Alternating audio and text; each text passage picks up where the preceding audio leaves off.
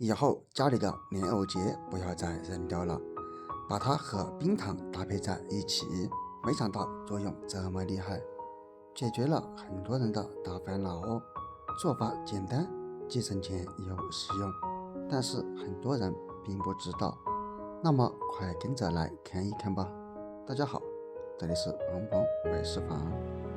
莲藕大家都非常的熟悉，有的地方又称之为莲菜，但是每次吃的时候都会直接将莲藕结给切下来，然后扔掉。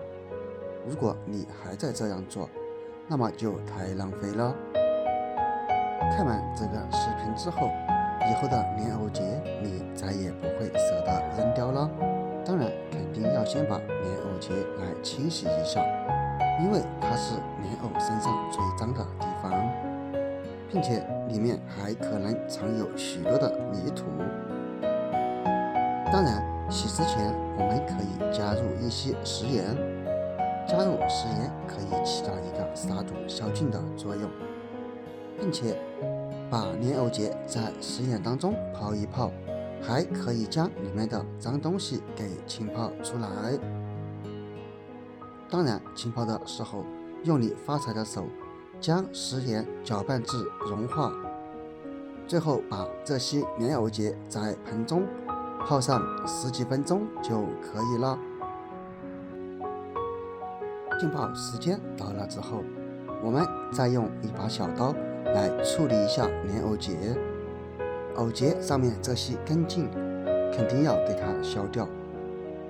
它不仅特别脏，而且口感也特别差，你就是闻一闻就能闻到一股浓浓的泥土味儿，并且非常的难以清理干净。大家都知道，莲藕的生长都是一直扎在淤泥里面生长的。有一句话怎么说来着？出淤泥而不染，濯清涟而不妖。这就是说的莲藕它的花，莲花。所以无论是使用莲藕结，或者你平时在吃莲藕之前，一定要给它处理干净。我相信有很多人吃莲藕的时候都会看见莲藕孔中有许多的泥土。最后耐心仔细的将每一个莲藕结都给它处理干净，千万不要敷衍了事，不然吃起来不仅不卫生，而且会大大的影响口感。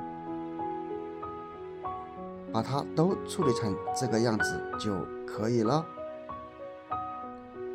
最后再把处理干净的莲藕结全部拿起来，再看一看里面的水是不是特别的脏呢？因为莲藕结当中的脏东西都被食盐水给泡出来了。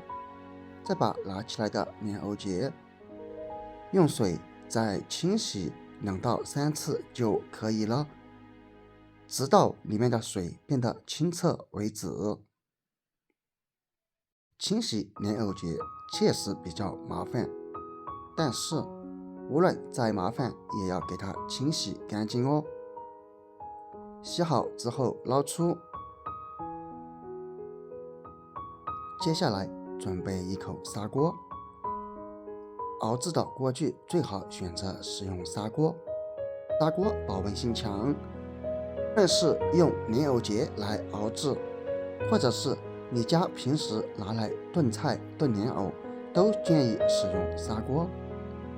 洗好的莲藕结放入砂锅中，再加入1大把冰糖，无论是白冰糖或者黄冰糖都是可以的，加入其中可以中和一下口味，且喝起来口感会更好。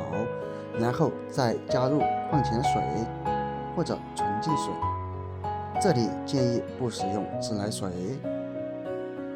再盖上锅盖，然后用大火先把锅里面烧开。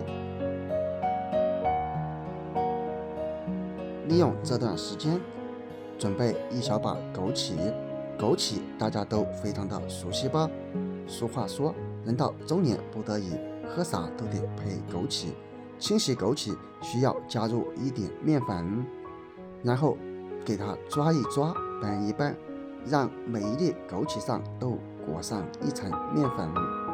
这是因为枸杞表面有很多的灰尘，而面粉具有很强的吸附作用，如果直接用水是洗不干净的。最后将枸杞清洗干净，捞出。